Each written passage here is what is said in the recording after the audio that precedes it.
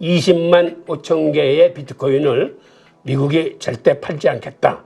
현재 비트코인을 사놓으면은 앞으로 20년 후에 이게 한 10억 정도 돼요. 시총이 앞으로 1조 달러에 달하면 그때는 세계 최초로 비트코인 은행을 설립하겠다고 그랬습니다.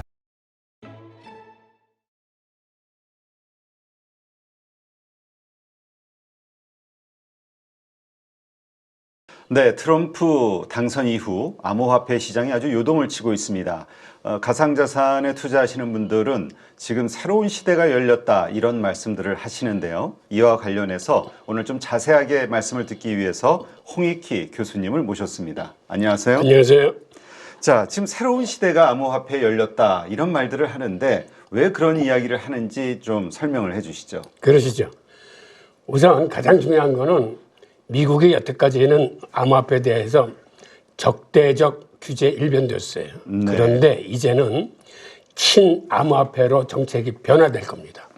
이건 굉장히 큰 의미를 갖고 있는 거죠. 그러니까 과거에 암호화폐를 하던 사람들이 가장 힘들어했던 게 미국의 규제입니다. 그러니까 미국의 규제가 암호화폐의 최대 적인데, 그리고 아시다시피 미국 증권거래위원회인 SEC이 항상 규제 일변도로 리플을 포함한 여러 가지 그 암호화폐 소송을 걸었었는데, 이제 이러한 양태가 바뀔 겁니다.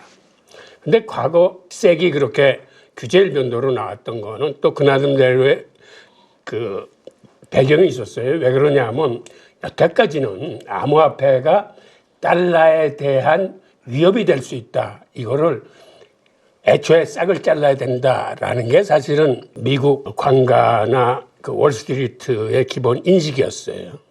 그래서 예를 들어서 리플 같은 경우는 그게 송금하는데 탁월한 능력이 있고 굉장히 저렴하게 하기 때문에 그거를 풀어주면은 어떤 문제가 생기냐면 미국이 주도하는 스위프트 국제 결제 시스템에 정면적인 도전이자 큰 타격을 입습니다. 네. 그러니까 그걸로 송금 시장을 내줄 수는 없으니까는 여태까지 그 리플을 억제해 왔던 건데, 이번에 트럼프가 당선되고 나서 아시다시피 리플 가격이 아주 급등했습니다. 이제 그런 이유가 그 한 680원대에서 한 2,200원까지 맞아요. 뛰어올랐어요. 예. 네. 그러니까 그게 이제 투자자들한테 이제 어떻게 반영이 된 거냐면, 앞에 이제는 세상이 바뀌었기 때문에 리플이 제대로 대접을 받겠구나라는 이제 그러한 인식이 이제 퍼지는 거거든요.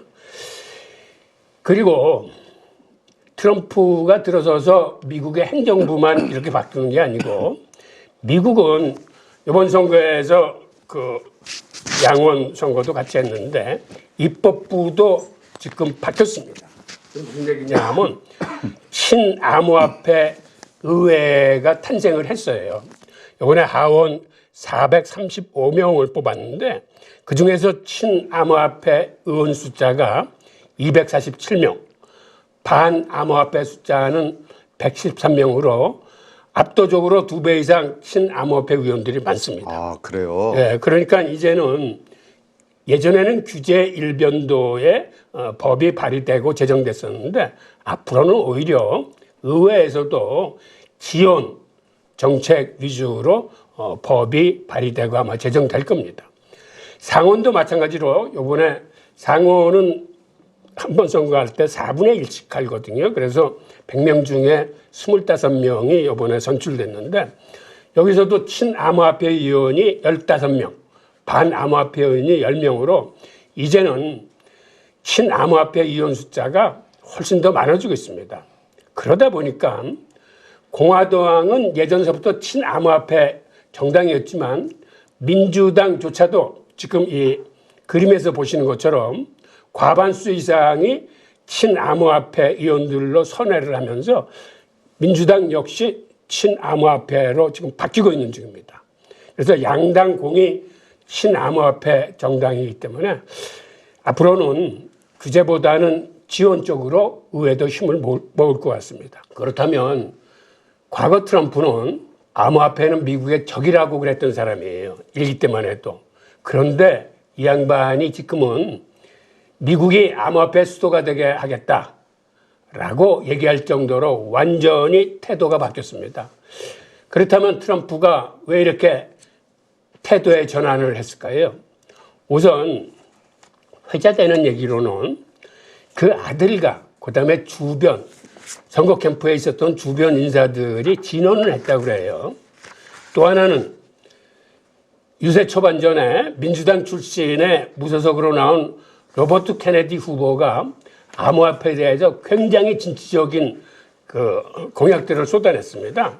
그러니까 케네디 후보의 공약들을 들여다보면 거래의 자유를 보장하자, 즉 암호화폐 거래의 자유를 보장하자. 두 번째는 정부 예산도 모두 블록체인에 기록해서 이거 국민들한테 다 공개하자.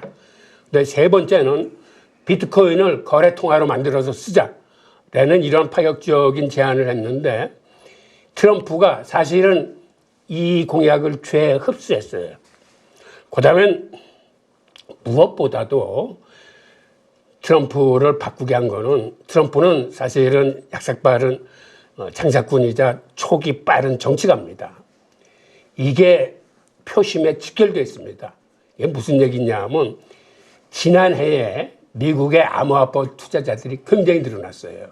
그래서 지난해 3월 통계를 보면 미국 국민의 22%, 약 8천만 명이 암호화폐에 투자를 하고 있습니다. 이 8천만 명이 사실은 어느 정도의 숫자냐 하면 미국의 유권자 총수가 2억 4천만 명이에요. 그러니까 유권자의 3분의 1이 암호화폐에 투자를 하고 있는 겁니다. 그러니까 이 사람들의 표심을 잡는 게 당락에 직결되니까 일단 트럼프가 굉장히 친암호화폐적인 공약을 많이 내놓으면서 이들의 표심을 자극했다고 봐야 되는 거죠. 그렇다면 이러한 태도 변화를 이끈 그 암호화폐 생태계를 한번 들여다보겠습니다.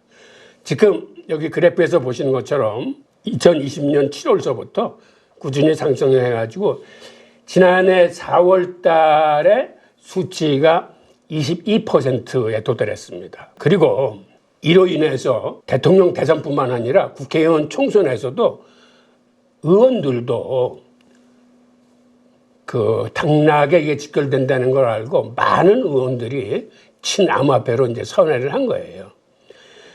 우리가 어떻게 보면 이렇게 해서 미국 행정부와 의회가 바뀌는 통에 시장이 바뀌었다라고 생각하겠지만 사실은 더 중요한 거는 바로 투자자 여러분들이 세상을 바꾼 겁니다.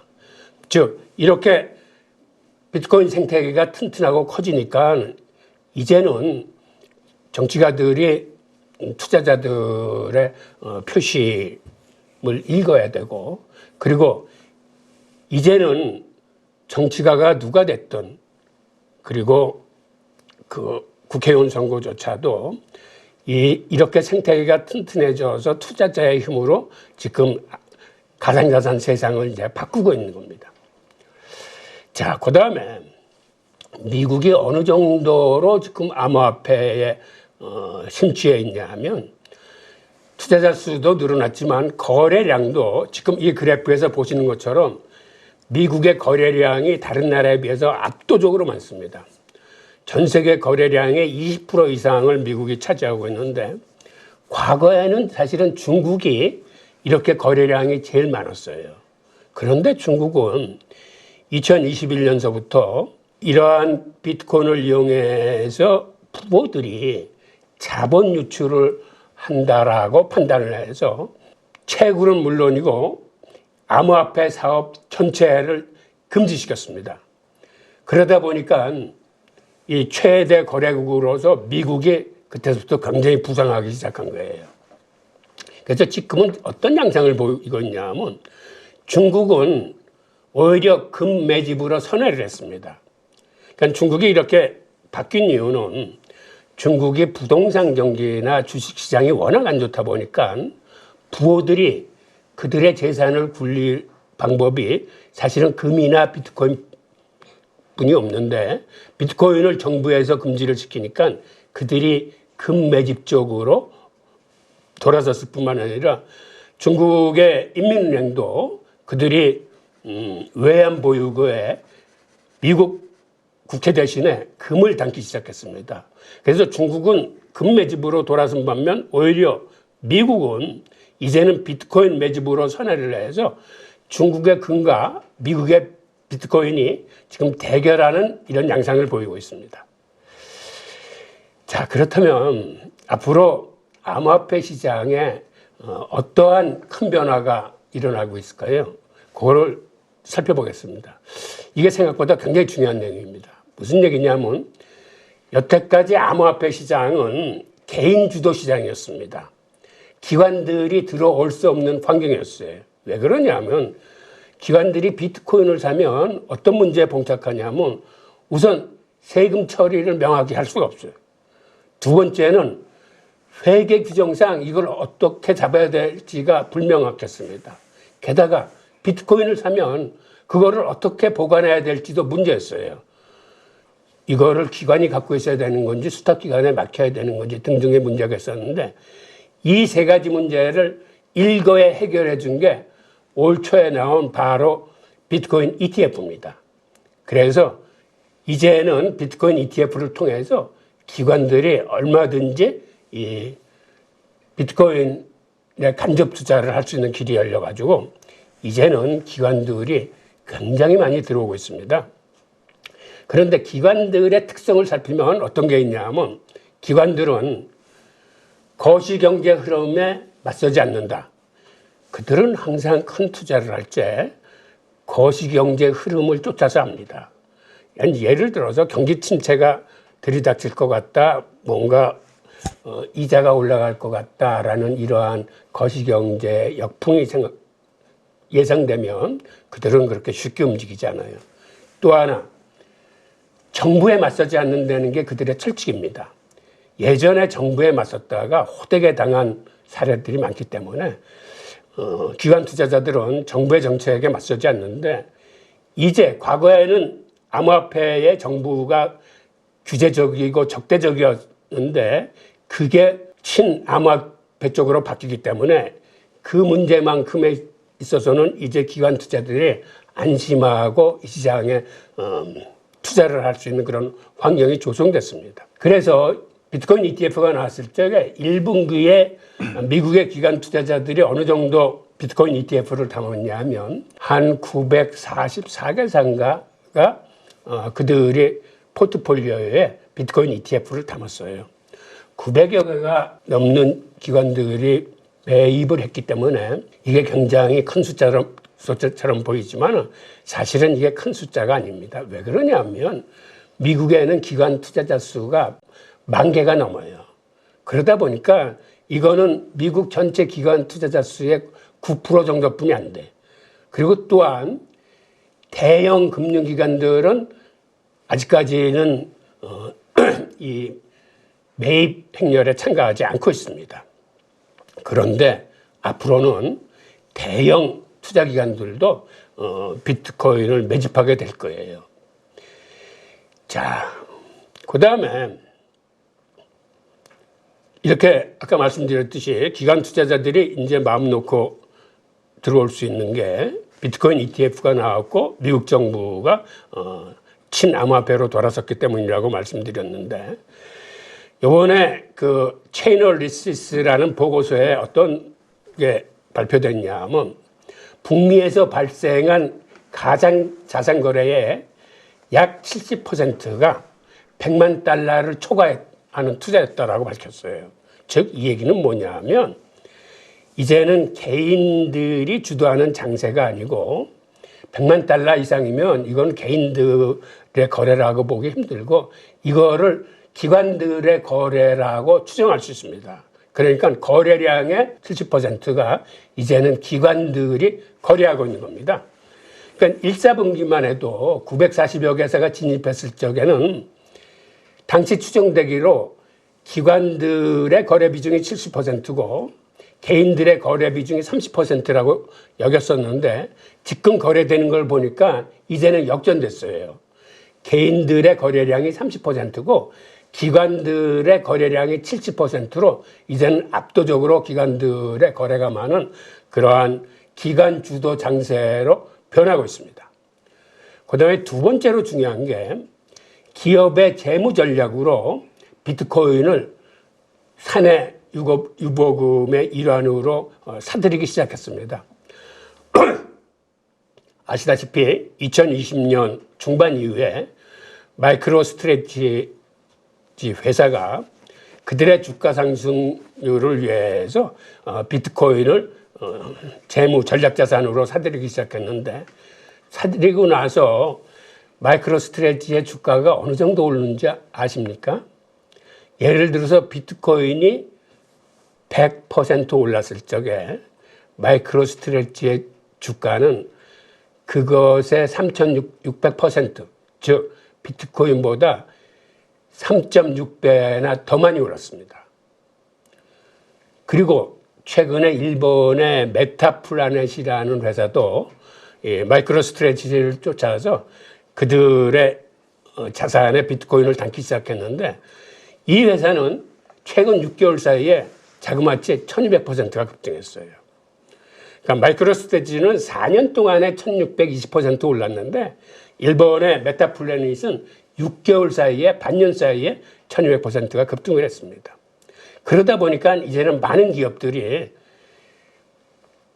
그들이 갖고 있는 사내 유보금 중에 일부를 비트코인으로 포트폴리오로 분산 투자하려는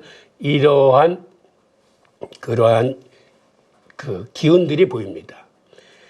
그래서 여러분들이 잘 아시는 거대 기업인 마이크로소프트가 이번 12월 10일 날 주주총회가 있습니다.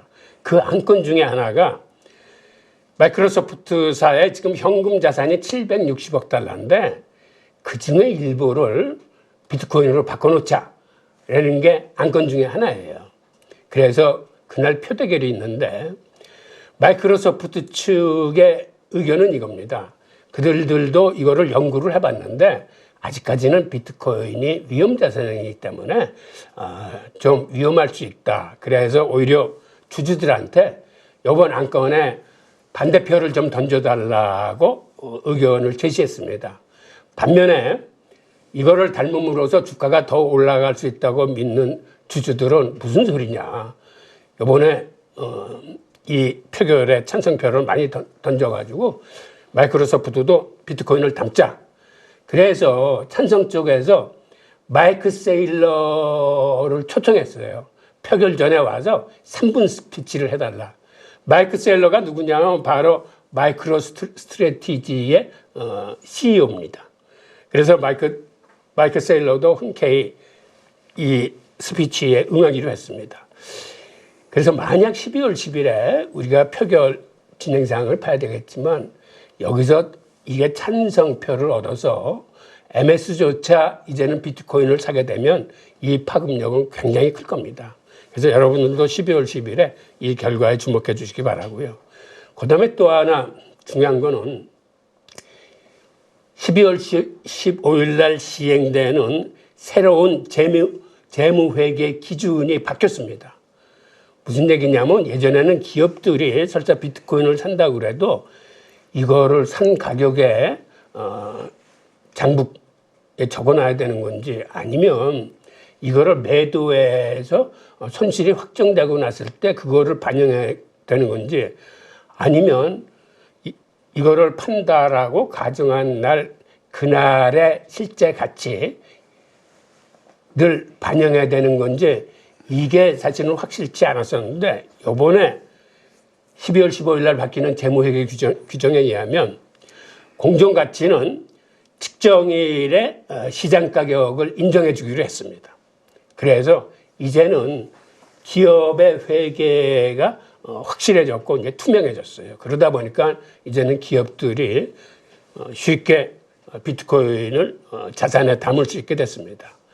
그렇다면 앞으로 이건 세상을 또 어떻게 바꿀 거예요? 여태까지는 자사주를 부양하기 위해서 가장 손쉽게 취했던 게 자사주 소각입니다. 얼마 전에 삼성전자도 주가를 떠받치기 위해서 자그마치 10조 원을 풀어서 자사주를 산 다음에 이걸 소각시켰어요. 그런데 자사주 소각의 효과가 한 이틀 반짝하고 그쳤습니다. 그런데 만약 앞으로 이제는 자사주 소각을 안 하고 예를 들어서 10조를 다 비트코인을 샀으면 주가는 더 부양되는 반면에 오히려 그 회사 자산은 훨씬 더 늘어나게 되는 겁니다. 그래서 이제는 자사주 소각 대신에 아마 많은 회사들이 그 돈으로 비트코인을 사서 잠기게 될 겁니다. 이런 두 가지 변화가 앞으로 암호화폐 시장을 크게 바꿔놓을 그러한 공산이 있습니다. 자, 그렇다면 트럼프는 앞으로 비트코인을 어떻게 활용하겠다는 건지 그 계획을 한번 살펴보면 우선 그가 유세 기간 중에 했던 그 많은 공약들이 있습니다. 그거를 간단하게 일별해 보겠습니다. 우선 트럼프는 비트코인을 상거래 결제에 허용하겠다고 그랬습니다. 그리고 본인은 CBDC 발행에 반대한다.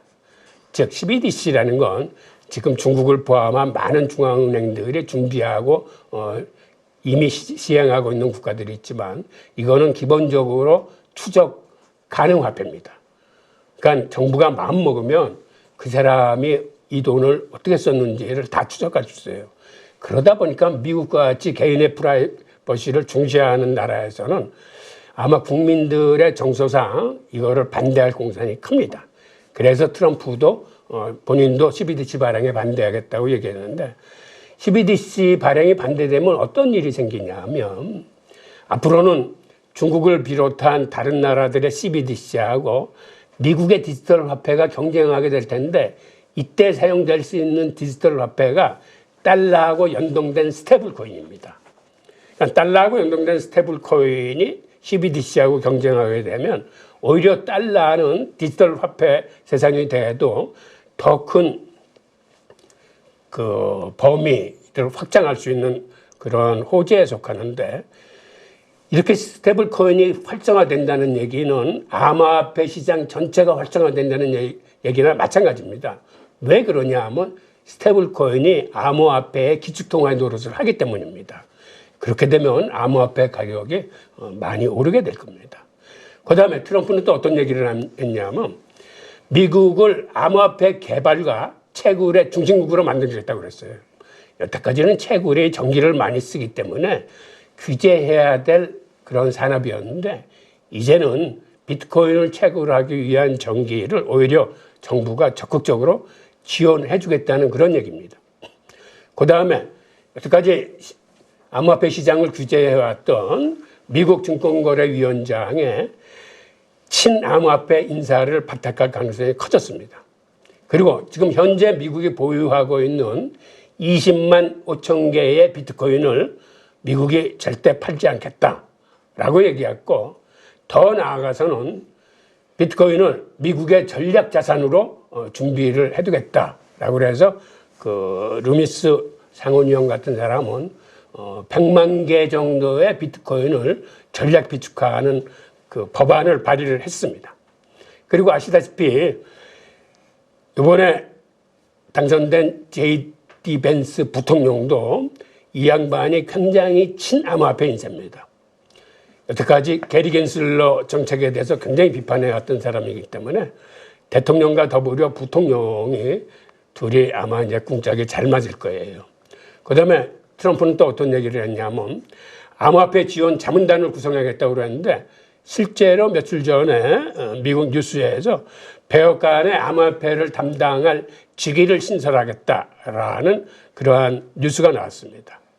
그리고 가장 중요한 거는 아까도 말씀드렸듯이 앞으로 비트코인이 미국 비축 전략 자산이 된다면 이거는 비트코인 시장에 굉장히 큰 호재입니다.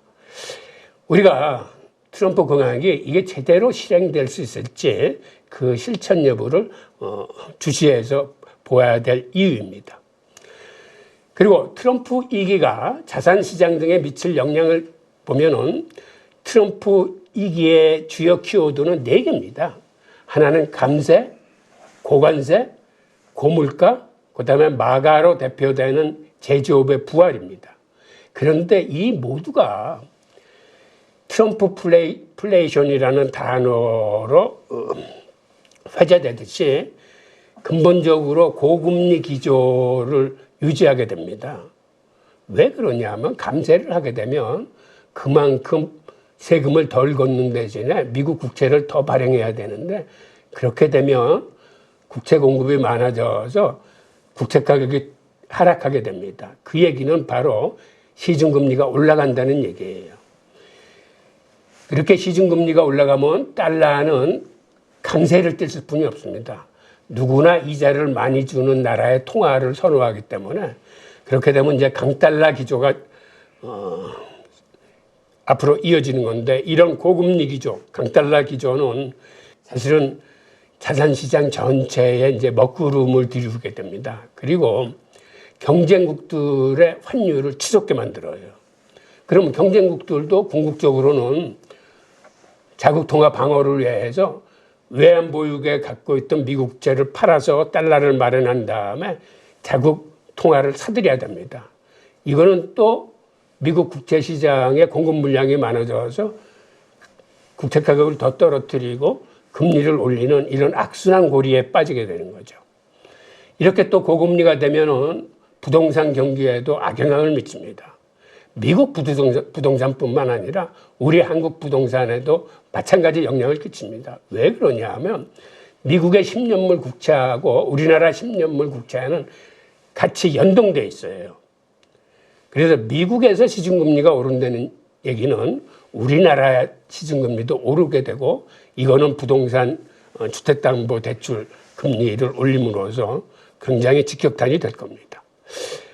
반면에 대체자산에서는 시비가 엇갈리는데 대체자산이라는 건 달러를 대신할 자산을 의미하는데 대표적으로 금과 은, 비트코인이 있습니다.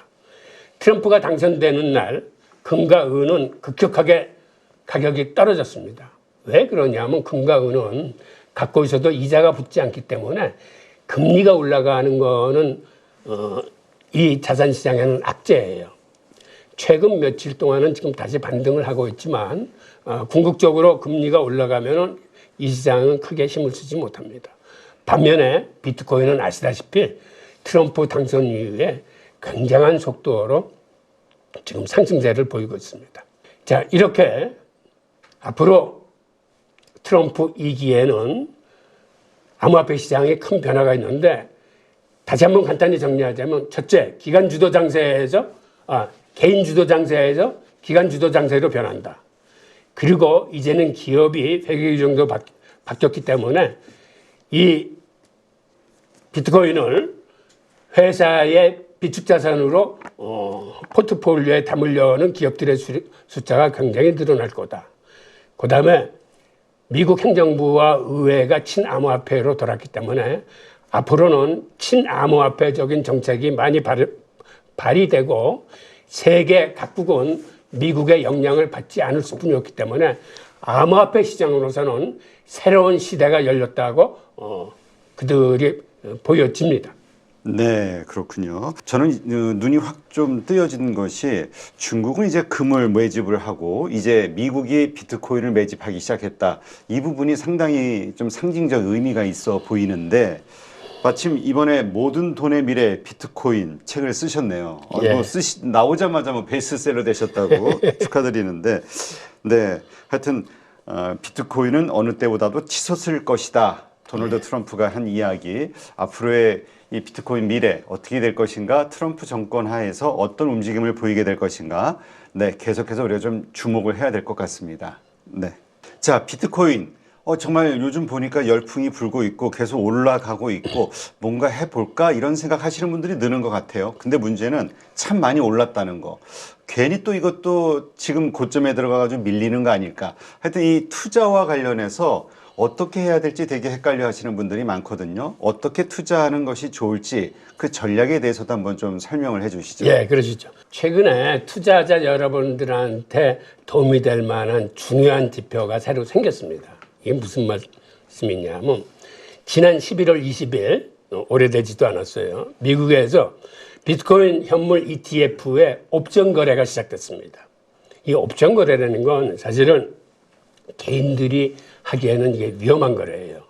그래서 이거는 기관들이 해지용으로 사실은 하는 건데 최근에는 해지용도 해지용이지만 오히려 옵션 거래를 통해서 기관들의 그 의중을 읽을 수가 있습니다.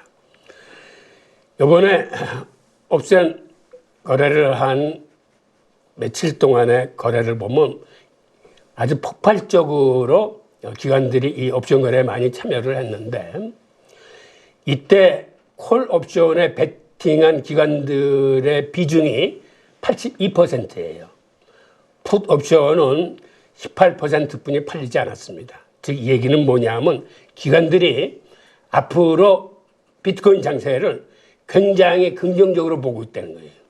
이게 뭐 40대 60도 아니고 자그마치 82대 18 비중으로 기관들이 가격이 오를 것이라는데 베팅을 한 거니까, 그 중에서도 우리가 눈여겨봐야 될 게, 기관들이 어떤 옵션 거래를 가장 많이 샀냐 하면 콜 옵션 중에서 12월 20일 만기, 곧 한 달 후에 가격을 예측하고 행사할 수 있는 데 가장 돈이 많이 몰렸는데, 그게 현재 52.7달러에 거래되는 IBIT ETF가 한 달 후에는 65달러까지 상승할 것이라는데 가장 많은 베팅을 했습니다. 이거를 좀 풀어보면 어떤 얘기가 되냐면, 현재 비트코인 가격이 12월 20일에 가서는 11만 4,339달러가 되는 걸 의미해요. 그러니까 이 수치가 넘으면 그들이 행사 가격을 행사해서 적은 돈을 걸었지만 그 가격에 비트코인을 인수할 수 있는 가격이거든요. 그래서 우리가 쉽게 볼 수 있는 게, 기관 투자자들은 12월 20일 날 비트코인 가격이 11만 4,339달러를 돌파할 것이라는데 가장 많은 베팅을 했구나라는 걸 알 수 있어요. 즉, 이걸로 미루어서 기관 투자자들은 올 연말 비트코인 가격이 12만 달러에 근접할 거라고 보고 있는 겁니다. 이걸 우리 원화로 계산하면 이게 1억 6,800만 원이에요. 그래서 지금 투자자 여러분들이 비트코인이 최근 들어 이렇게 많이 올랐는데 이거 지금 들어가도 되는 거야?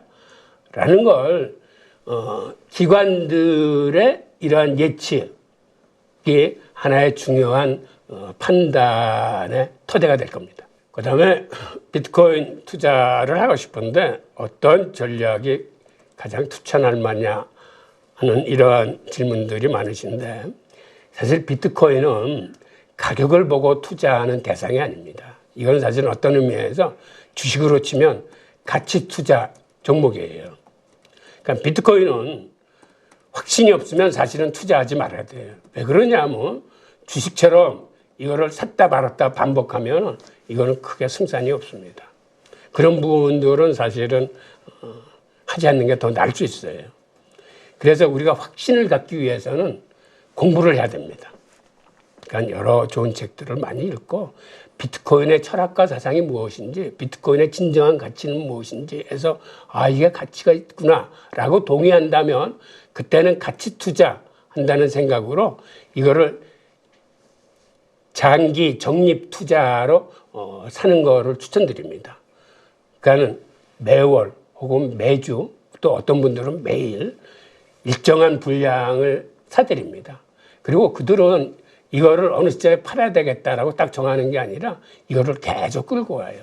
가능하면은 비트코인은 등락은 있지만 우상향할 것으로 판단되기 때문에 팔지 않는 게 좋습니다. 그러니까 여러분들이 사는 건 알겠는데 매도 시기가 어떻게 됐느냐라는 거를 비트코인에 대해서는 묻지 않으셨으면 합니다. 그만큼 이 비트코인만큼은 우리가 가치 투자로 적립식 장기 투자를 하자라는데 제가 추천을 드리고, 그 다음에 지금처럼 이렇게 비트코인이 계속 오를 수만은 없는데 비트코인 관련해서 예상되는 호재나 악재는 무엇이냐는 또 질문들도 많으신데, 일단 호재는 12월 10일 마이크로소프트의 주청 표결 결과를 좀 들여다보셔야 되고, 이때 아마 찬성으로 그 안건이 통과된다면 기업들한테 많은 영향을 끼치고 비트코인 가격 자체에도 큰 동력을 받을 겁니다.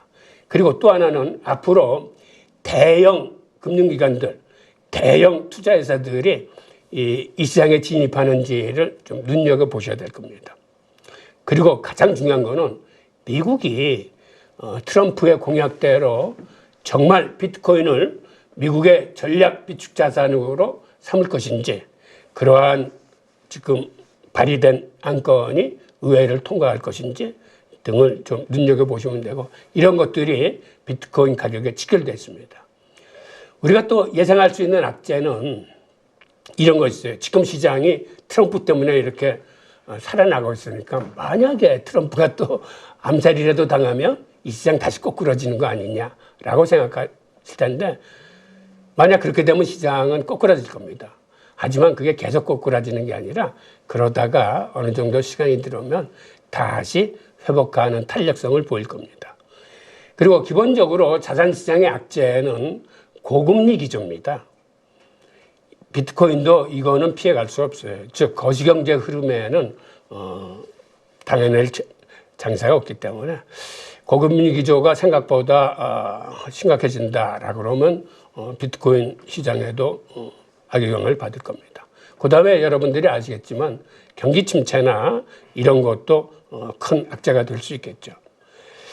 자, 그렇다면 비트코인의 강세는 이제 어디까지 갈 수 있는지를 보면, 많은 전문가들이 얘기하길 올해 한 10만 불 가고 내년 말에는 한 20만 불 가겠다라고 얘기하는 전문가들이 가장 많습니다. 근데 우리가 앞서 살펴봤듯이 그 기관들이 베팅한 거를 보면 기관들은 올 연말에 한 12만 달러 정도를 예상하고 있는 것 같아요. 그리고 다른 투자은행들, 스탠다드 차타드 같은데 그 분석가는 비트코인이 트럼프 취임 이전, 그러니까 트럼프가 1월 20일 날인가 취임하거든요. 그때까지 한 12만 5천 달러에 도달할 거다라고 전망을 했고, 내년 말에는 20만 달러 간다라고 전망을 했습니다. 그런데 이거를 좀 길게 보면 이번 반감기 4년 동안 그 사이클 이론이 있는데 8단계의 사이클이 있다고 그럽니다. 그런데 지금 단계가 이 8단계 중에서 세 번째 단계인 오렌지 단계라고 그러는데, 즉 지금 상승기긴 한데 이 상승이 종료되는 기간이 아니고 앞으로 상당 기간 상승이 이제 더 이어질 거라는 그런 이론입니다. 이거는 그냥 제가 자료로만 대할 테니까 한번 이 반감기 사이클 이론에 대해서는 읽어보시고요. 자, 그렇다면 지금 비트코인 시장을 주도하고 있는 게 여러분들도 알다시피 비트코인 현물 ETF입니다. 여기에 기관 자금들이 얼만큼 유입되고 있는지, 그리고 향후의 전망이 어떤지를 살펴보면 지금 이 시장에 들어오는 자금의 한 70% 이상은 기관 자금으로 추정이 되는데, 어제 기준으로 해서 순유입액이 304억 달러어치가 들어와 있습니다. 그래서 지금 아래 그래프에서 보시는 것처럼 비트코인 ETF 초창기에 거래량이 늘었다가 나름대로 굉장히 오랜 시간 횡보하면서 거래량이 확 줄어들었다가 최근 트럼프가 당선되면서 거래량이 다시 확 늘어나고 있어요. 지금 시장 상황은 이렇습니다. 그 다음에 향후의 전망을 살펴보면 많은 전문가들이 내년 상반기까지는 강세장이 지속된다라고 얘기하는 전문가들이 가장 많아요. 그리고 이제는 개인 주도 장세에서 기관 주도 장세로 바뀌었다는 점이 시장의 강세를 뒷받침하고 있습니다. 그리고 앞으로는 대형 금융기관들이 이 시장에 아마 진입을 할 겁니다. 또 기업들의 재무 전략으로 투자가 늘어날 전망이고 해서 강세장이 될 수 있는 여러 이제 이런 팩트들이 있는데, 그러다 보니까 비트코이너, 즉 비트코인 강세론자인 캐시 우드 같은 이분은 2030년까지 시나리오가 크게 두 개가 있는데, 기본 시나리오로 보면 65만 달러까지 오를 거다. 그런데 강세 시나리오로 대입을 하면 100만 달러 내지 150만 달러까지 오를 수 있다라고 얘기를 합니다. 이게 불과 앞으로 6년 후의 일입니다. 즉, 이 양반이 얘기하는 강세 시나리오는 대형 금융기관들이 들어올 적에 이렇게 오를 수 있다라고 하는 얘기입니다. 그리고 마이크로스트레지의 CEO인 마이크 셀러 같은 경우는 앞으로 20년 후에 비트코인 가격이 1,300만 달러까지 오를 것이라고 얘기를 합니다. 이 수치는 연평균 30% 정도 오르는 거를 기준한 거예요. 그래서 여러분들이 판단하시기에 내가 생각해도 비트코인이 연 한 30% 정도는 오를 수 있다라고 동의를 하신다면 20년 후에는 비트코인 가격이 1,300만 달러가 됩니다. 자, 그리고 이러한 전망을 뒷받침하는 또 다른 팩트가 하나 있는데, 지금 암호화폐 거래소, 전 암호화폐 거래소의 비트코인 물량이 계속 줄어들고 있어요. 3년 전만 해도 330만 개가 유통됐는데 현재는 이게 급속도로 줄어서 250만 개 수준입니다. 요새 채굴되는 건 하루에 한 450개가 채굴되는데 시장의 수요는 한 9천 개 정도가 돼요. 그러니까 이제는 채굴러서 공급을 감당해낼 수 없고 시중에 유통되는 물량 중에서 수요에 대응하기 위해서 물량을 내놔야 되는데 지금같이 이렇게 빠른 속도로 물량이 줄어들고 있으면 앞으로 어떤 일이 발생하냐 하면 여러분들 그레시엄의 악화가 양화를 구축한다는 이런 얘기 들어보셨죠?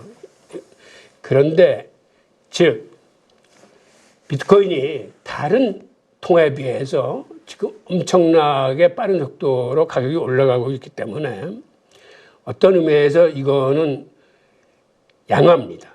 그리고 인플레이션이 심한 다른 법정 통화들은 이거는 악화예요.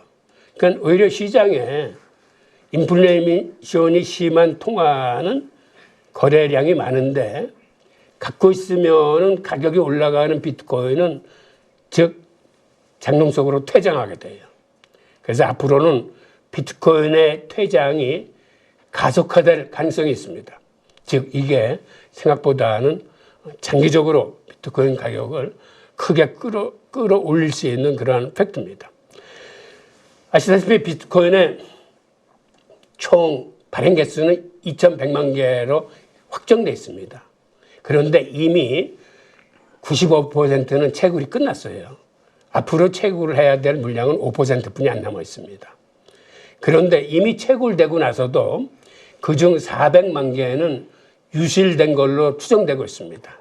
그러니까 채굴 초기에 뭐 지갑 비밀번호를 잊어버렸다거나 뭐 이렇게 노트북에 집어넣었는데 잘 찾지를 못한다거나 해가지고 많은 비트코인이 유실됐어요. 그러다 보니까 시중 유통될 수 있는 물량은 1,700만 개 정도 되는데 그중에서 개인들이 팔지 않겠다고 생각해서 장기 투자를 하겠다고 해서 개인 지갑으로 퇴장한 게 85%입니다.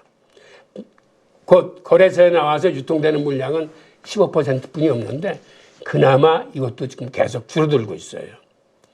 그래서 앞으로도 이 시장의 기관들, 기업들, 그다음에 이렇게 유통 물량의 감소 이러한 팩트들이 합쳐지면 이러한 3대 요인이 가격을 크게 끌어올릴 수 있다라고 말씀드릴 수 있어요. 자, 그다음에 최근에 각 지역에서 전제 고조의 우려가 있는데 이렇게 지정학적 리스크가 고조되면은 비트코인이 어떠한 중요성과 역할을 하게 될까요? 한마디로 다른 통화들은 전쟁이 일어나면 정부가 은행을 동결시켜 버립니다. 자본 유출이 일어나지 않게. 그래서 피난민들이 국경을 넘어가더라도 그들이 갖고 나갈 수 있는 현금에는 한계가 있어요. 그리고 기껏 갖고 나갈 수 있는 게 금괴나 이런 것들인데 그런 것도 이동이 쉽지 않습니다. 반면에 비트코인은 전자지갑에서 전자쟁으로 이동할 수 있고 그 다음에 전자지갑이 들어있는 조그만 칩 하나 가져나가면 되기 때문에 이거는 쉽게 국경 이동이 가능한 통화이자 인플레이션이 없는 통화예요. 그러다 보니까 이 몰수 불가 통화라는 게 굉장히 큰 이점으로 작용을 합니다. 그리고 특히 부호들일수록 자기의 자산이 몰수되지 않도록 하는데 굉장히 신경을 쓰기 때문에 이제는 은행에 예치하는 것보다도 자기의 지갑 속에 이렇게 안전하게 담고 언제든지 이동을 할 수 있는 이런 비트코인 쪽으로 지정학적 리스크가 커지면 커질수록 여기에 대한 수요가 이제 더 많아집니다. 그리고 또 하나 비트코인이 알트코인과 어떤 점에서 중요한 차이가 있느냐라고 물으시는 분이 많은데 한마디로 비트코인은 인플레이션이 발생할 수 없는 화폐이자 스스로 신뢰를 구축한 화폐입니다. 블록체인 기술로 이게 투명하게 데이터가 공개되고 단 누가 누구한테 보냈는지를 모르지만 모든 거래 내용은 블록체인에 다 기록되어 있기 때문에 다른 어떤 통화보다도 투명하고 그다음에 인플레이션이 일어나지 않습니다. 그러다 보니까 다른 통화에 비해서 압도적인 경쟁력을 갖고 있는 거죠. 그리고 최근에 비트코인 도미넌스를 보면 6개월 전만 해도 암호화폐 총 시총의 52%였는데 지금은 60%예요. 그 얘기는 무슨 얘기냐면 비트코인 가격은 상승한 데 비해서 알트코인의 가격은 상대적으로 그만큼 하락했다는 걸 의미합니다. 그리고 알트코인은 변동성이 굉장히 커요. 그래서 일부만 이렇게 대박을 치고 나머지 90% 이상은 이렇게 쪼그라듭니다. 그리고 기본적으로 알트코인은 스스로 신뢰를 구축을 못했기 때문에 지금 나와 있는 알트코인의 99%는 다 시장에서 사라질 코인들이에요. 또 그중에 사기성 코인들도 많이 나오고 있습니다. 그러니까 여러분들이 알트코인은 변동성이 크고 크게 봤을 때 비트코인에 비해서 상승률이 평균적으로는 굉장히 적다라고 이렇게 이해를 해주시면 좋고 그런데 우리 한국인들의 투자 성향을 보면 우리가 참 리스크 테이킹을 좋아하는 민족이다 보니까 우리는 비트코인 투자 비중이 높지 않습니다. 이걸 조사한 통계에 의하면 한국인의 비트코인 투자 비중은 17%라고 합니다. 즉 이야기는 투자 비중의 83%가 알트코인에 몰려 있어요. 그러니까 변동성에 노출되어 있습니다. 그러니까 일부만 돈을 벌지만 나머지 대다수는 이 세상에 들어왔다가 돈을 크게 잃는 것을 의미합니다. 반면에 외국인들은 비트코인 투자 비중이 보통 50%, 60%가 넘어요. 그리고 알트코인 투자 비중은 비트코인보다 적습니다. 그래서 우리도 이런 외국인들처럼 이런 정석 투자를 하셔야 되는데 지금 보여드리는 이 그래프가 뭐를 얘기하냐 하면 올 초에 비트코인 시장이 신고가를 올라섰을 적에는 우리나라 김치 프리미엄이 이 그래프에서 보는 것처럼 10%가 넘었습니다. 그러니까 외국에 비해서 우리가 확 달려들어가지고 10%나 비싸게 비트코인을 사왔었는데 비트코인이 횡보를 보이자 우리는 이 시장에서 죄 떠나면서 김치 프리미엄이 확 낮아졌어요. 이거는 어떤 의미를 갖고 있냐 하면 특히 알트코인에 투자를 많이 하시는 분들이 손실을 많이 봐가지고 시장에서 아주 떠났음을 의미합니다. 그러다 보니까 최근에는 마이너스 2%까지 갔습니다. 10%가 넘던 김치 프리미엄이 이제는 오히려 한국에서 사면 외국보다 싸게 살 수 있는 걸 의미하는데 최근에 다시 여기가 약간 상승해서 지금은 다시 0% 위로 올라왔습니다. 그래서 지금은 우리 한국인 입장에서는 전혀 이 시장이 과열되어 있지 않은 그런 시장임을 알 수 있습니다. 그리고 앞으로 투자하시는 분들한테는 우리도 비트코인 투자 비중을 늘리고 알트코인 투자 비중은 이제 줄여주십사 하는 게 이제 제 바람입니다. 그렇다면 비트코인 투자는 어떻게 하는 게 좋은지 한번 말씀을 드리면 저는 적립식 장기 투자를 강추합니다. 이 적립식 장기 투자의 장점은 매입 단가를 평준화하는 효과를 갖고 있습니다.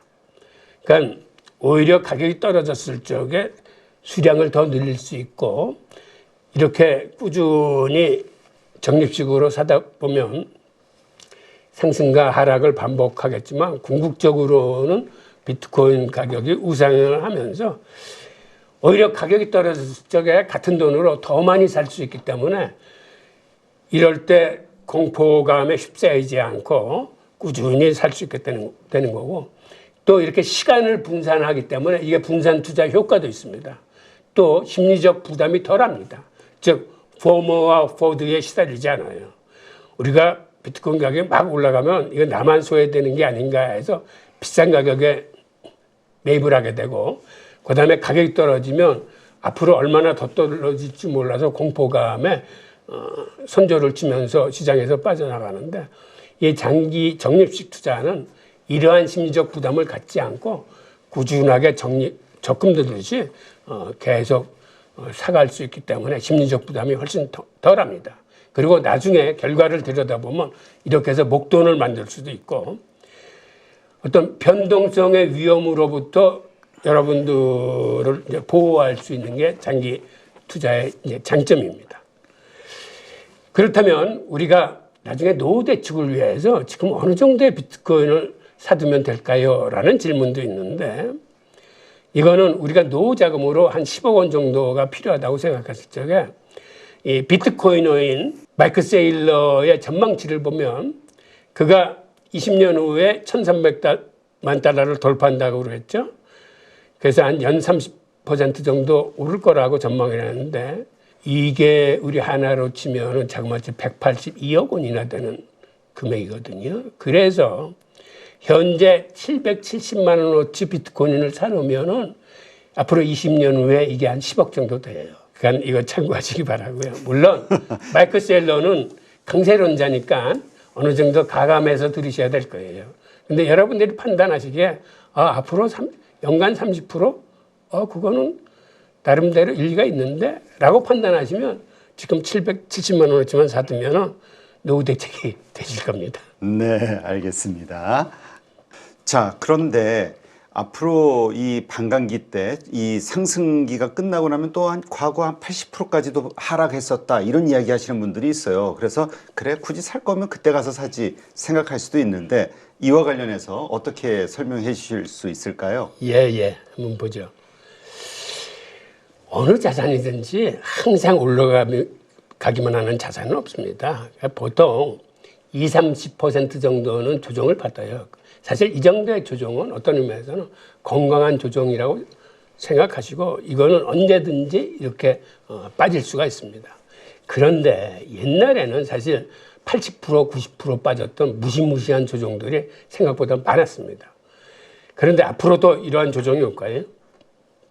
그런데 앞으로는 이렇게 큰 조정은 오기가 좀 힘들 거라고 봅니다. 왜 그러냐 하면 이제는 비트코인 현물 생태계가 굉장히 커졌어요. 아시다시피 비트코인 ETF가 시작되면서 이제는 현물 쪽에 덩치가 커졌기 때문에 한마디로 생태계가 튼튼해졌습니다. 그러다 보니까 과거에는 세력들이 선물 시장을 움직여서 현물 시장을 흔들었습니다. 즉 이거 꼬리가 몸통을 흔든다고 그래서 이걸 웩도덕 현상이라고 그러는데 앞으로는 이게 쉽지 않을 겁니다. 왜 그러냐면 현물 시장이 굉장히 커졌고 이제는 기관 투자자들이 대거 참여를 했기 때문에 옛날 기관들이 이렇게 힘없이 세력에 당했던 것처럼 기관들은 그렇게 쉽게 당하지 않습니다. 그러다 보니까 이제는 조정이 오더라도 한 20-30% 조정이 오겠구나 이렇게 보시는 게 맞는 것 같고요. 다만 앞으로도 큰 조정이 올 수는 있습니다. 왜 그러냐면 예를 들어서 파생상품 같은 데서 문제가 생겨서 글로벌 신용 경색 같은 게 들이닥칠 수 있어요. 이때는 모든 자산이 폭락하는데 여기서 비트코인이라고 예외가 될 수는 없어요. 이런 장에서는 크게 빠지겠지만 그렇다 하더라도 비트코인은 다른 자산에 비해서 회복 탄력성은 더 클 겁니다. 그래서 다른 자산보다는 나중에 더 빨리 그런 악재에서 탈출해서 나와서 다시 우상향을 걷겠지만은 하여튼 이런 식으로 이해를 하시면 될 것 같고, 다음에 이 가상자산의 패러다임이 이제 어떻게 변화되고 있느냐를 살펴보면 단적으로 최근에는 자산시장의 거래량이 주식시장 거래량보다 더 커졌습니다. 미국 같은 경우를 보더라도 바이낸스의 거래량이 나스닥 거래량을 추월했어요. 한국도 마찬가지입니다. 우리나라도 자산 거래량이 코스피 코스닥을 합천 숫자보다도 이제는 더 커졌어요. 그래서 여태까지 우리는 자산시장이라 그러면 주식과 채권을 위주로 생각했는데 앞으로는 이 암호화폐 시장도 같이 봐주셔야 될 거예요. 그래서 이제는 이거를 다 같이 봐야 자산시장을 좀 포괄적으로 통찰적으로 이제 볼 수가 있습니다. 그리고 또 하나의 큰 흐름을 우리가 짚어봐야 되는데, 여러분들 현대의 도도한 3대 흐름이 뭐라고 생각하십니까? 현대에 들어와서는 중앙 집권의 탈중앙화가 계속되고 있습니다. 아시다시피 옛날에는 중앙 집권적인 방송국이나 언론사가 큰 힘을 썼었는데 요새는 어떻습니까? 이제는 개인 미디어인 유튜브가 더 영향력이 커졌습니다. 마찬가지로 이러한 게 모든 분야에서 이런 식으로 진행되고 있어요. 이건 화폐라고 해서 예외가 아닙니다. 그리고 또 하나는 정보화 시대를 맞이해서 잘 아시겠지만 아날로그가 죄디지털화 되는데 이게 화폐 시장에도 큰 영향을 미칩니다. 그래서 여태까지는 우리 지폐는 사실은 이건 아날로그예요. 그런데 이게 디지털 화폐 쪽으로 중심축을 이동해서 종래에는 우리가 지폐를 사용하지 않게 될 겁니다. 또 하나는 온라인의 온체인화입니다. 여태까지는 온라인으로 우리가 정보를 서로 교신을 했는데 이제는 온체인에는 정보의 교신뿐만 아니라 가치를 담아서 보낼 수도 있고 가치의 이동을 기록해 둘 수 있는 이런 블록체인 기술 같은 게 생겨서 앞으로의 시대는 여태까지 온라인으로 거래했던 게 온체인으로 거래되는 게 급속도로 많아질 겁니다. 그래서 예를 들어서 주식 같은 것도 온라인으로 사고 받았는데 이제는 주식 시장이 그 코인 시장하고 결합하면서 RWA라는 상품으로 대체가 되면서 이제 코인 거래가 시작될 거예요. 그렇게 되면 이제는 그 거래들은 온체인에서 거래하게 됩니다. 그러니까 전통금융과 암호화폐 시장이 융합을 하게 되면 이제는 온체인 거래가 대세가 될 겁니다. 이러한 3대의 흐름은 이건 거역할 수 없는 흐름이에요. 그런데 이 중심에 바로 블록체인 기술과 비트코인이 있습니다. 자, 그리고 트럼프 임기 동안 비트코인 가격이 어디까지 상승할까라는 질문도 있는데 이건 제가 자료로서 대하겠습니다. 이 자료를 잠깐 읽어보시고요. 그 다음에 최근 각광받고 있는 게 비트코인 관련 주식이에요. 이게 비트코인 성장률보다도 더 좋습니다. 그게 마이크로스트레티지 같은 이런 기업뿐만 아니라 비트코인 채권 관련 기업 주식도 요새는 굉장히 상승률이 큰데 그 이유는 물론 비트코인 가격이 급등하고 있으니까 같이 높아지는 거고 또 하나는 트럼프가 채굴 사업을 정책적으로 지원하겠다고 그랬어요. 그러니까 그 기대감도 붙어 있고 또 하나 중요한 요소는 바로 이 채굴 기업들이 막대한 전기를 쓰는데 이들은 이미 큰 전기 수요를 즉 전기를 확보하고 있습니다. 그러다 보니까 요새 AI 시대에 들어와서 데이터 센터가 굉장히 모자란데 데이터 센터를 짓기 위해서는 전기가 필요하거든요. 그러니까 요새 데이터 센터 업체들이 이 채굴 기업들을 사고 있습니다. 즉 이미 전기를 확보하고 있는 채굴 기업들을 삼으로써 손쉽게 데이터 센터 산업에 진출을 할 수 있는 거죠. 그러다 보니까 요새 채굴 기업들의 주가가 계속 이렇게 치솟고 있는 겁니다.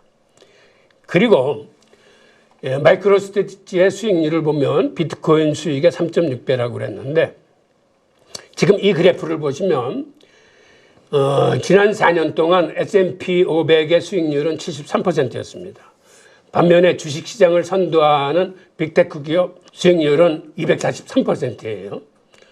반면 비트코인은 이보다 훨씬 높아서 426%를 지원했는데 마이크로스트레치는 여기 보시는 것처럼 1620%의 수익을 달성했어요.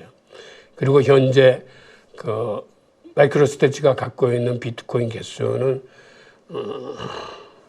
33만 개였었는데 최근에 조금 더 산 걸로 알고 있어요. 근데 이렇게 수익률이 좋고 주식 가격이 계속 올라가는 거는 그렇게 어떻게 보면 비트코인의 증권화가 성공한 이유는 과거에 기관들이 비트코인을 직접 담을 수 없었을 적에 그들이 간접 투자로서 이러한 그 비트코인 관련 주식들을 사모으기 시작했습니다. 그래서 비트코인보다는 훨씬 강세를 띈 거고, 최근에 우리나라 같은 경우도 미국의 비트코인 ETF에 직접 투자할 수 있는 길이 막혔기 때문에 우리 서학개미들도 이러한 비트코인 관련 주식들을 사고 있습니다. 그러다 보니까 또 가격이 더 뛰는 거고, 그리고 또 최근에는 이 주식이 MSCI 지수에 편입이 됐어요. 이게 무슨 얘기냐면 MSCI 지수를 추정하는 패시브 펀드들은 의무적으로 이제는 이 주식을 담아야 됩니다. 그런데 앞으로 호재가 하나 더 남아 있어요. S&P 500 지수에도 편입될 가능성이 큽니다. 지금 MSTR 같은 게 그 미국 주식 시장이 88위론가 이렇게 올라섰거든요. 그리고 이게 S&P 500에 편입이 되면 또 패시브 펀드 추정하는 펀드의 한 30% 정도는 이걸 또 담아야 돼요. 그러니까 비트코인보다 이 가격이 더 세게 갈 수뿐이 없는 게 이러한 수요들이 발생하니까 그게 주식 가격을 이제 더 끌어올리는 거고요. 그리고 또 하나, 최근에 MSTR이 21 플랜이라는 거를 제시했습니다. 즉 앞으로 3년간에 걸쳐서 210억 달러는 주식 발행으로 자금을 모으고 그 다음에 210억 달러는 채권 발행을 해서 자본을 모은 다음에 이거를 계속적으로 비트코인을 사겠다고 그랬습니다. 즉 420억 달러에 되는 큰 돈을 비트코인을 사기 시작하면 지금 같은 추세로 본다 그러면 앞으로도 가격이 굉장히 올라가겠죠.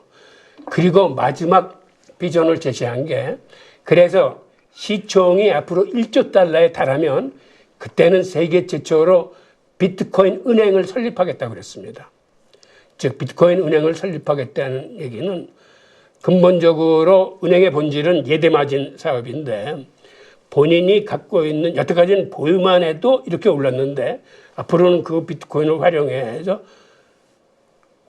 대출도 해줌으로써 이자 수익까지 겸해지기 때문에 주가는 더 올라갈 수뿐이 없는 거고, 그리고 기존 비트코인을 갖고 있는 사람도 이 은행에 집어넣으면은 보유 가치뿐만 아니라 이자 수익이 계속 발생하기 때문에 서로 윈 게임이 되고, 이런 세계 최초의 비트코인 은행이 생기면 비트코인을 기초 자산으로 한 여러 가지 파생 상품들도 생길 겁니다. 그러니까 사업 영역이 굉장히 확장되는 거죠. 그리고 이 주식은 비트코인보다 해킹에 안전합니다. 암호화폐 거래소에 있는 비트코인은 사실은 해킹당하기 쉬워요. 반면에 이렇게 주식으로 갖고 있으면 이건 해킹을 당할 우려가 거의 없습니다. 근데 그렇다고 마냥 이렇게 좋은 것만은 아닙니다. 여러분들이 이거 투자할 때는 뭐를 조심해야 되냐면, 지금은 상승장이니까 이렇게 크게 올라가지만 앞으로 변동성이 큰 하락장이 오면 이거는 비트코인보다 훨씬 빠른 속도로 가격이 떨어집니다. 그래서 이러한 여러 요소들을 감안하셔가지고 투자 결정을 하셔야 되고요. 자, 이 표는 지금 비트코인 관련 기업들이에요. 비트코인을 보유한 기업들의 명단이니까 이것도 한번 참고하시고, 그 다음에 최근에는 또 이 마이크로스트래tegy 같은 주식이 아주 잘 팔리니까 여기에 레버리지 상품들이 많이 나왔어요. 이베스 레버리지도 나왔고, 이베스 인버스 인버스도 나왔고 영국 같은 데서는 3배수도 나왔고 한데 이거는 사실은 2배, 3배 이렇게 고스란히 수익이 나는 게 아니라 선물을 활용해서 뭐 11월물, 12월물을 이렇게 매치시키고 등등 해서 만든 거기 때문에 롤오버 비용도 들고 잘못하면은 유지비나 수수료가 더 들 수도 있습니다. 그래서 만약 2배, 3배라는 숫자에 현역이 돼서 들어가서 그거 그대로 수익률이 나는 게 아니냐라고 생각하시면 안 되고 이거는 투자 의향이 있으시면 실질 내용을 공부를 많이 하셔야 될 거예요. 하여튼 이런 식으로 비트코인 관련 주식에 상품들이 이제 많이 나왔다는 게 대안 중에 하나로 이제 검토하시면 되고 그 다음에 이렇게 비트코인이 오르면 알트코인도 따라 오르는 거 아니냐라고 생각하시는데 그건 맞습니다. 과거의 사례를 보면 비트코인이 치고 올라가면 그 다음에 메이저 알트코인이 뒤따라가고 그 다음에는 중소 코인들 즉 테마별 코인들이 순환매를 보입니다. 그리고 앞으로도 이런 거는 반복될 거로 보입니다. 그리고 지금 변동성이 너무 커서 그 리스크를 해지할 수 있는 그런 포트폴리오가 없느냐라고 물으시는 분들이 있는데 사실 가능합니다. 주식시장을 보면 지수를 추정하는 패시브 펀드의 수익률이 액티브 펀드보다 훨씬 탁월합니다. 그런데 암호화폐도 바로 이러한 패시브 펀드로 구성할 수 있어요. 즉 도미넌스 비중대로 구성하신 겁니다. 내 투자금이 100이 있으면 비트코인 도미넌스 60인 것처럼 그중에 60%는 비트코인에 15%는 이더리움에 그리고 나머지 25%를 가지고 기타 알트코인에 투자하시는 거예요. 자,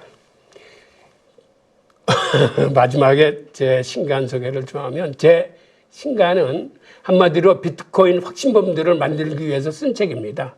왜 그러냐면 우리가 확신이 있어야 장기 투자를 할 수 있습니다. 제 책은 사실은 화폐의 역사적 흐름을 통해서 이걸 읽다 보면 자연스럽게 통화혁명에 이르게 되는 그 전개 과정을 추적하실 수 있습니다. 그리고 그 과정에서 비트코인의 탄생 비화를 살펴보고 비트코인이 갖고 있는 철학과 사상은 무엇인지 그리고 비트코인의 진정한 가치는 무엇인지 왜 지금 비트코인 가격이 이렇게 오르는 것인지를 이제 아실 수가 있는데 그 중에서 다뤄지는 주요 챕터를 쫓아가다 보면 이런 게 어려운 전문 용어를 쓰지 않고 제가 쉽게 썼기 때문에 생각보다는 쉽게 가슴에 닿으실 수 있을 거예요.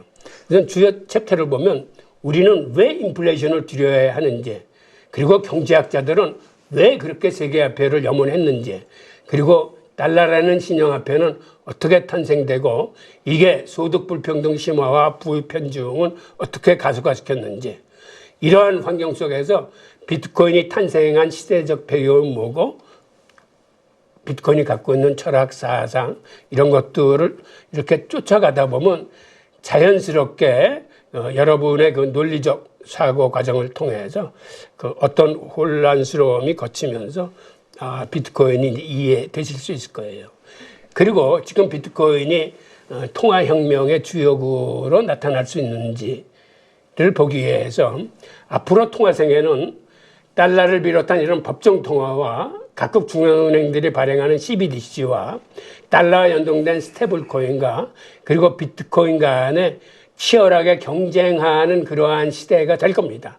한마디로 춘추 전국 시대가 전개될 건데 이 중에서 유일하게 인플레이션이 발생하지 않는 통화가 비트코인입니다.